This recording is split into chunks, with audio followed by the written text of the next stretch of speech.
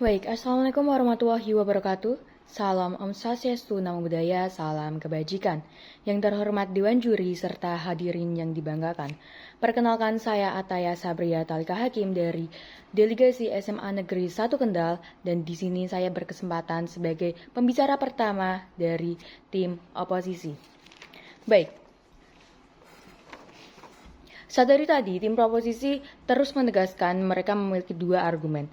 Yang pertama adalah prinsip proporsionalitas. Dalam prinsip ini bukan berarti semua pelaku kejahatan tanpa korban harus didiskriminalisasi dalam sanksi hukumnya. Namun perlu kita ketahui bahwa di dalam prinsip ini perlu mempertimbangkan berbagai faktor, seperti dampak tindakannya terhadap pihak lain walaupun secara tidak langsung.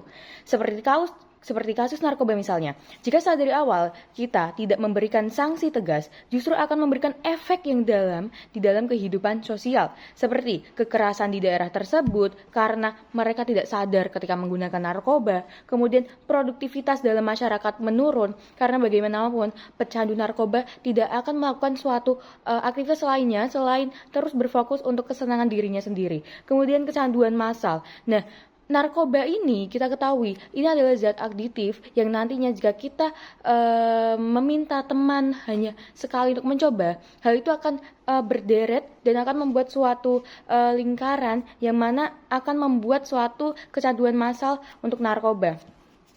Memang benar kejahatan seperti ini tidak memiliki korban secara langsung, namun efek domino yang diberikan akan sangat berdampak negatif di masyarakat. Jika tim proposisi memberikan alternatif seperti perlindungan dan rehabilitas, hal itu justru tetap akan tercapai ketika sudah ditertibkan langsung oleh hukum, tanpa adanya suatu diskriminalisasi. Justru jika kita memberikan perlindungan atas dasar alasan ia melakukan tindakan itu, malah akan membuat pelaku merasa dispesialisasikan dan terus melakukan tindakan itu tanpa takut sanksi. Karena sanksi yang ditawarkan oleh tim proposisi dinilai ringan. Kemudian 2, memberikan restorasi ataupun pemulihan keadaan lebih baik untuk korban. Restorasi bukan berarti diskriminalisasi hukum. Justru dalam banyaknya kasus, intervensi hukum amat dibutuhkan agar pelaku dapat menuju sistem pemulihan yang lebih tepat. Tim proposisi menilai bahwasanya penjara merupakan tempat yang buruk dan justru tidak akan memberikan pemulihan yang baik, malah semakin buruk karena mereka menilai bahwasanya di penjara itu semuanya adalah kriminal.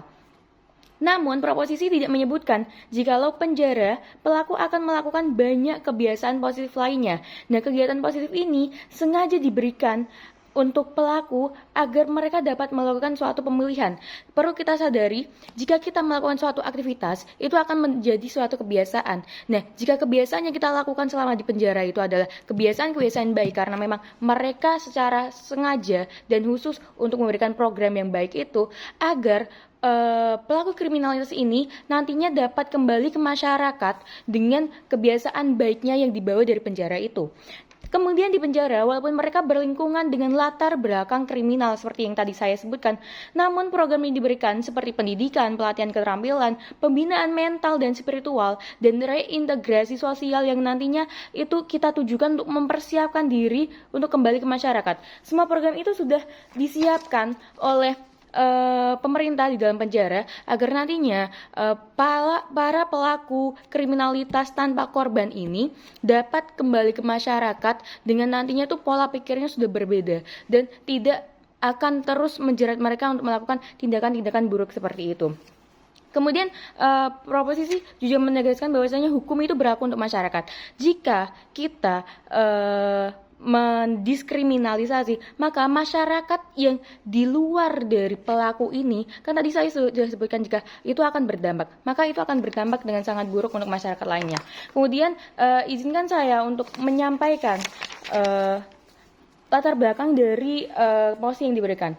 Banyaknya kasus perjudian, penggunaan narkoba, dan prostitusi membuat masyarakat serta hukum menilai mengapa mereka melakukan hal itu. Suatu kriminalis yang tanpa korban dan mungkin saja alasan mereka melakukan tindakan itu adalah latar belakang pelaku. Seperti mereka melakukan judi untuk ingin kaya, narkoba untuk kepuasan diri, ataupun prostitusi untuk memenuhi kebutuhannya sehari-hari. Dengan ini, hukum dan masyarakat menilai lagi apakah sebanding dengan alasan mereka melakukan tindakan itu dalam sanksi yang mereka dapat. Kemudian dari sinilah muncul mosi diskriminalisasi kejahatan tanpa korban. Diskriminalisasi adalah perlakuan yang berbeda dengan pengecualian. Hal ini ditetapkan untuk kejahatan tanpa korban ataupun istilah yang mengacu pada tindakan ilegal yang tidak melibatkan penderitaan langsung terhadap orang lain. Terus kemudian di sini saya sebagai tim oposisi akan mengajukan beberapa argumentasi pendukung saya. Yang pertama adalah negara itu butuh instrumen hukum untuk menjaga ketertiban sosial. Tim oposisi terus menegaskan bahwasanya pemerintah seharusnya mengatasi akar permasalahannya daripada fokus menghukum pelaku kejahatan tanpa korban. Memang benar bahwasanya setiap tindakan manusia itu atas dasar alasan dan tujuan. Mari kita fokus pada satu kasus, yaitu prostitusi. Prostitusi dapat terjadi karena pelaku merasa bahwasanya ia harus melakukan tindakan itu untuk memenuhi kebutuhannya. Mereka melakukan itu karena tidak ada lowongan pekerjaan yang layak ataupun kemiskinan struktural. Namun bukan berarti karena adanya akar masalah yang belum terselesaikan ini, maka perbuatan yang beresiko besar seperti prostitusi nantinya akan menimbulkan penyakit dan kawan-kawannya tidak bisa dikontrol oleh pemerintah. Justru hukum hadir untuk mencegah kekacauan selama akar permasalahannya itu belum selesai. Dalam bernegara, masyarakat perlu dikontrol karena itulah hukum hadir. Jika beberapa kejahatan didiskriminalisasi, maka masyarakat akan menilai bahwasanya, oh saya nggak apa-apa judi karena saya butuh uang. Toh jika saya kena sanksi cuma sebatas pembinaan. Maka pola pikir seperti inilah yang justru akan membuat kriminalitas semakin marak. Karena masyarakat menilai bahwasanya saya dilindungi, saya akan diperlakukan berbeda. Dewan juri yang terhormat, saya tegaskan pula bahwasanya diskriminalisasi inilah akan mempermudah kriminalitas seperti yang saya bilang tadi dan kontrol negara itu melemah.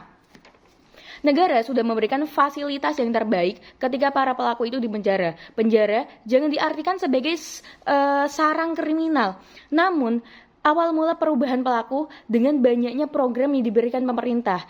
Dan pemerintah berharap selepas masa vonis itu mereka dapat kembali bersosialisasi di masyarakat dengan pola pikir yang sudah dibenahi. Jadi mereka tidak akan memilih satu opsi buruk ketika mereka butuh uang, mereka harus judi, dan mereka akan terbuka pikirannya untuk memilih opsi-opsi yang lain. Jadi dari sanalah saya sebagai tim oposisi tegas bahwasanya diskriminalisasi itu tetap tidak diizinkan. Terima kasih.